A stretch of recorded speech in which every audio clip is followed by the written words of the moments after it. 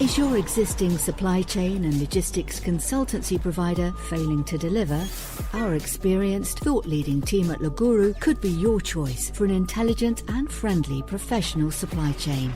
If you have a challenge in supply chain, procurement or logistics, or maybe just want to improve the value you get from them, visit laguru.co.uk. Complete end-to-end satisfaction guaranteed.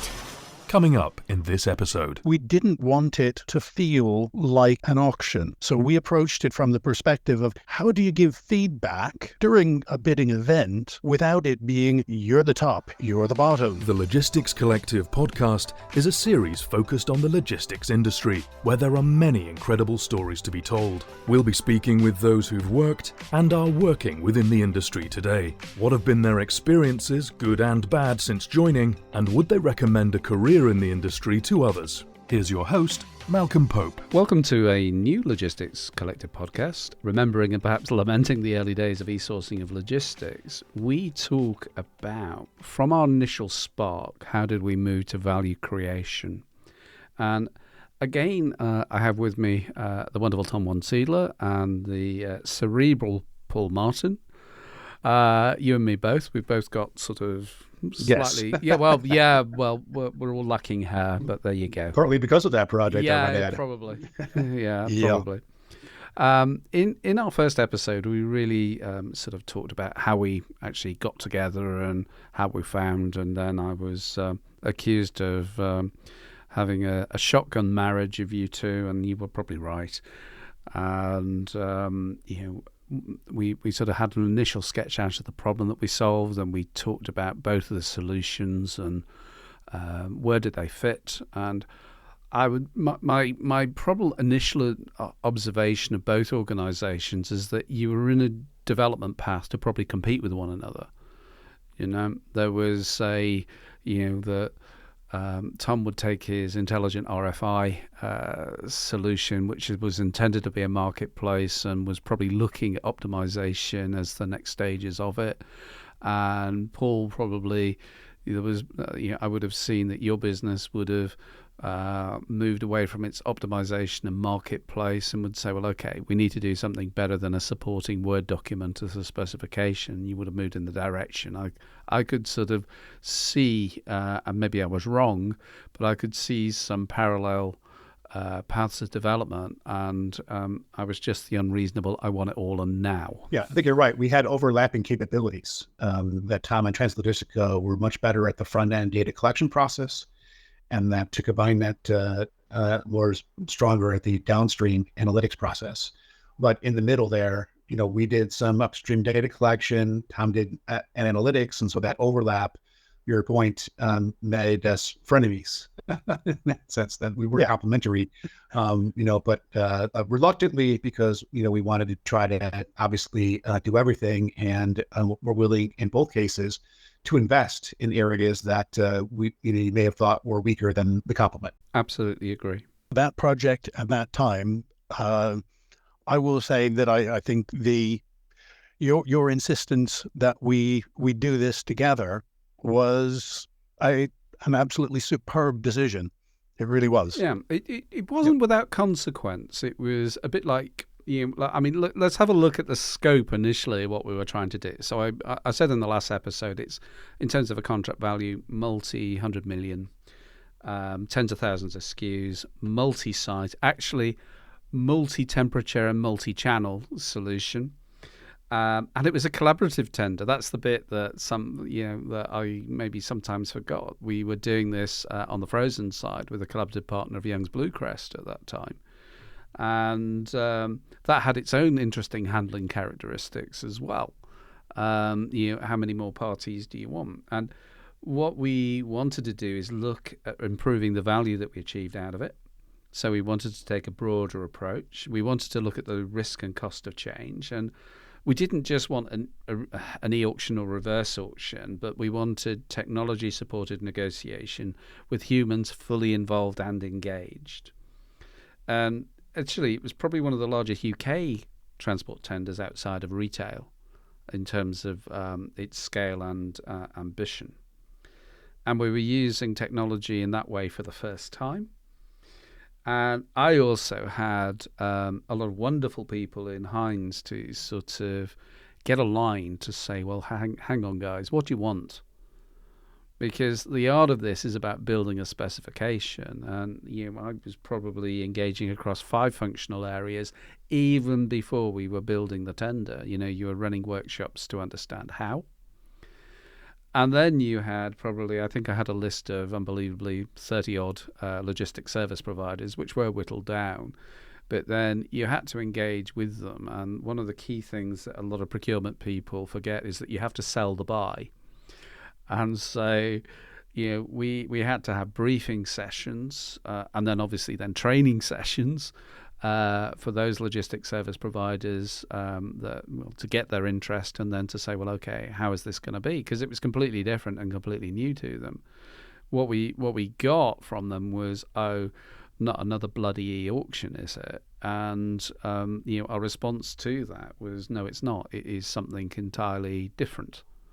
And I think some of them got it. I would say that we ran a full day of training to teach the people who were responding to the tender how to use the system, because it was such a new concept. And they started the day with the belief that this is just another e-auction. We've seen it before. It's just going to beat us up, and it's all going to be about the price at the back of the book. And by the end of it, they were saying, no, this is something very different. I think they did get that it was different. They may not have loved it, but they recognized that they'd not seen anything like it before. Yeah, I think, Malcolm, to your point around the internal stakeholder aspect of things, we had a saying that I've still used to this day, which is that something starts when the contract's signed. You don't necessarily do that there. And I think, another strong use case for sourcing optimization and this kind of analytics is it helps you negotiate with internal stakeholders to sort of sell the buy-in, as you said, in that sense, and to do it not based on emotions or intuition or heuristics, but to do it based on facts. And so the ability to go through and run a variety of scenarios and to sit with those stakeholders and incorporate what they're asking of you, and then show them a trade-off cost and ask them and put the onus on them to build a business case to justify that price difference based on the criteria that they're asking you to sort of include. And that's an important dynamic in getting alignment and managing that kind of change versus, just kind of throwing a tantrum or feeling like, man, you're, going back to the drawing board, or we'll try to do that, or just getting into the business without having a sense for that. I remember a case where a plant manager had a strong preference for using a particular supplier, came back to the CPO and said, I want to use this supplier. The CPO sat with them, added that supplier to the allocation that they had recommended it, showed them there was $1 million trade-off cost, and asked them if it was worth it. And the plant manager said, no, absolutely not. And then they were able to sort of find a way to still incorporate that supplier, but only where they had a real strength from a market position point of view, to the tune of about 20% of what they had originally asked. So that's that kind of dynamic, I think, that's really supported by this more nuanced kind of analytics, and something that, Malcolm, you can do in a matter of seconds to run these different scenarios. And that sort of speed on the analytics is something that computers are very good at, and spreadsheets and people are not. Yeah, we've got a whole number of things we can talk about, but one of the worry factors for me was the tariff transformation. And so we had to synthesize today first. Yeah, so we had to actually build a model within the system that would say, okay, we're going to take 6 months worth of data, and we're going to apply the existing tariff structure, which was complex in its own way because of the some of the flexing mechanisms within there in terms of spend mileage and fuel cost and load fill and all of that. But then to reflect it and say, well, okay, we're now going to test it to say, well, can we get the initial benchmark correct by saying, can we reflect the reality? Because we know what the last 6 months cost us. And that was really the first piece of calibration. And I do recall that one of the things we had to throw into the analysis was a future unknown risk because of the impending unknown effects of the Working Time Directive. Yep. Which added a layer of who really knows what this is going to do? Well, I did have an unfair advantage because I was part of the Chartered Institute and Logistics Transport Industry Consultative Committee on Working Time Directive for Mobile Workers. So I did have a bit of an inside line on that. That was sort of the extracurricular hobby that I had. Sorry, go on, Paul. I was going to say there's a cautionary tale in there as well, because I think, when you look at the importance of cost savings, maybe, the overemphasis on cost savings, I have seen dozens of companies have put way too much emphasis on establishing a benchmark for which they can measure cost savings. So looking at that, I think there's a cautionary tale on spending too much time or too much emphasis on benchmarks, as the purpose of that is to help you measure cost savings.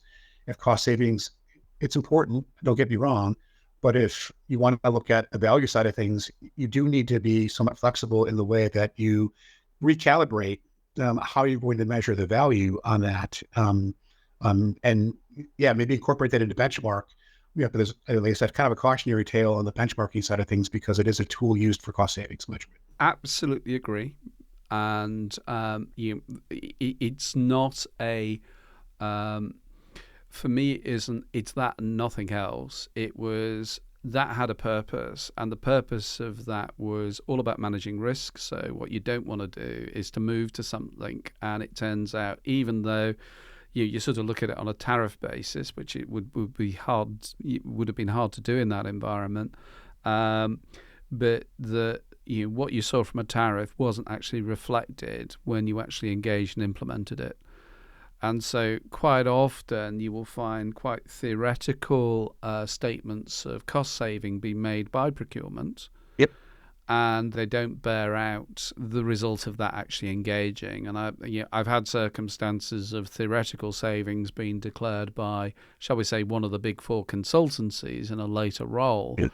And seeing that evaporate and just about cover the gain share that they earned as a result of it.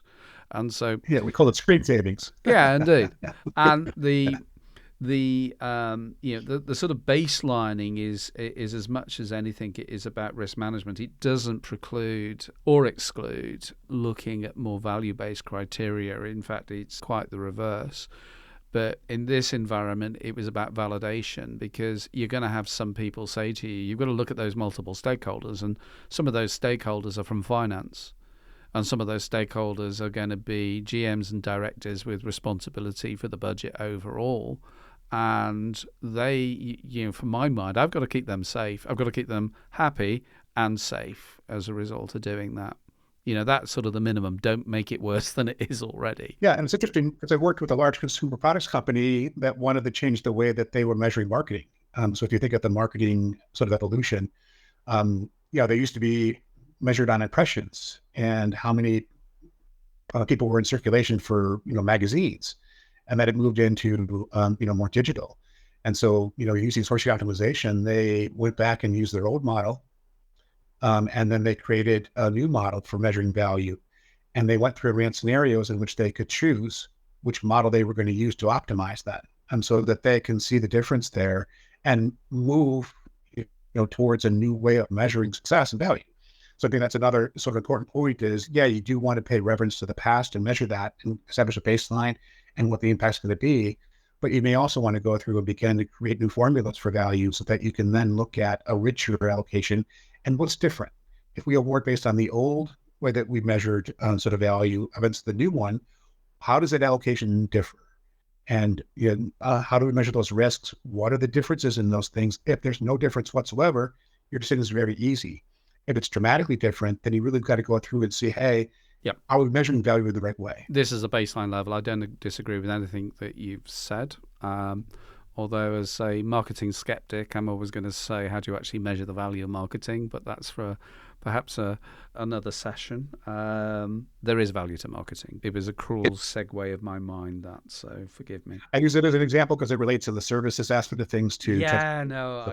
There's a lot of things that are not, that are a little bit fuzzy as to how do you look at transit times and things of that nature. How do you quantify what those things are, what the risk aspects, what's your threshold for how you're going to measure those? Yeah, it's just that services tend to be a little bit more nuanced, and to your point, a little harder to kind of pinpoint as to where the value is. And I think the next stage in terms of setting up the analytics here was sort of going beyond. Once we understood that, okay, we can replicate history in a synthetic model, we've now got to actually build a model that says, okay, this is the new tariff structure that we want. And as soon as you entered into that tariff structure, there were some challenges. So the challenges actually came. Heinz had the good fortune of being largely full truckload, but not exclusively. But you then came to the issue of load plan. And of course, every single different logistics service provider would, given the same problem to solve, would solve it in a slightly different way or a completely different way. And so I think then we had to settle on a fixed view of load plan so that they could cost really against that. And then we loaded about 6 months worth of data in there. So there was 6 months worth of distribution data, because that actually then drove the optimization models coming out of that allowed us to look at the impact of working time directive, that allowed us, and this was live during the event, that allowed us to look at factory gate pricing scenarios, and that also allowed us to, on the fly, build new scenarios. And that was really exceptionally powerful. And then, there was an output from the RFI in terms of scoring and quality scoring coming out of that, and that was then built into the optimization as well as part of that. And I don't see that really these days. Maybe I'm too isolated in my dosage. The other thing I liked about the way we approached some of the bid gathering was that we didn't want it to feel like an auction. So we approached it from the perspective of, how do you give feedback during a bidding event without it being, you're the top, you're the bottom. It was geared around telling people, are you within range of the market? And by giving them an idea of where they were not competitive and maybe couldn't ever be competitive, it made them think more about, okay, in these areas where I really do want to win this business because I can do it really well, it let them focus on either improving their approach to areas that they were not very competitive on, or ditching those and focusing on where can I do really good business, very high efficiency, and therefore give a better price. Yeah, I think just to build on what Tom's saying on that, because I really agree that sort of detail and that feedback allowed the bidders, the LSPs, to sharpen their pencils where they needed to and prioritize that. It was a complicated bid package, but it helped them prioritize that sort of activity. The other part to remember is that this was sole sourced, that there was going to be one winner. But that being said, we didn't oversimplify the feedback or the bidding. We gave them feedback on all of the lanes. So it wasn't just, here's your feedback on your overall bid package. It allowed them to go through and say, hey, operationally speaking, what can you do to improve? Because the market is more competitive than you in this and this area. And so I think that detail, and not oversimplifying that, really did give not just the bidders feedback on winning the bid, but also give them good market intelligence. That's why I think one of the value drivers for the LSPs here was, holy cow, I'm not very competitive in this particular light. What am I doing wrong? How do I improve that? And they can look operationally for where are the areas of continuous improvement. So I think the detail didn't just help them in winning the business, but also help them, I think, be more competitive and make the market, just in being the market better in general. So that was a really big value driver, I think, as well, in this bid design. Absolutely agree. And of course, the reason that I liked this approach is that buyers don't tell the full truth in a negotiation, and nor do the logistics service providers. And I don't expect, this isn't a confession in spite of my surname. This is really about saying, okay, can we have some basis of fact? We might not be entirely clear about the fact, and we can change the feedback we can give, but we do change. We do tell people how the feedback is going to change, so that they can draw cleverly some conclusions if they so wish. And what I wanted overall is that I really wanted to engage with logistics service providers. We really did give them due credit for the content, the expertise, the quality, the innovation for what they did. I wanted to do that, and it wasn't a price-only decision. We wanted to buy really a change, a difference, and some more intelligence, some more energy, and overall a new approach. So you don't do that by turning around and saying, throwing a tariff in front of them and saying, okay, make it lower. That isn't engaging. Was it a perfect process? No, of course it wasn't. There was loads of lessons learned as a result of it. There's a real difficulty with going early. There's always lessons to learn in terms of going early. But nevertheless, it's at the absolute peak of innovation, and I thought that was utterly fascinating. It's one of the proudest things that was achieved, not without some personal cost. I mean, of course, there was zero stress involved with putting this together. But there wasn't for you. Well, to add to that, capturing that additional bid attributes, let's say, and not just making it about the tariff price itself, is that you allow the internal operations of a single LSP to compete against itself. That is, they could tell you, I can get it there, in this amount of time, or this amount of time, or this amount of time. That becomes 3 bids, and there might be different prices in that, but you're letting that sort of internal operations and the flexibility and how they manage the operations to compete, which is especially important in this particular case because that created more competition for something that was going to be sole sourced. There was one winner here, but that one winner had a lot of variation that they could express in how they could satisfy your business. And I think that richness in those bid packages did create effective competition that generated probably more savings than if you had just gone out there with a tariff only. True.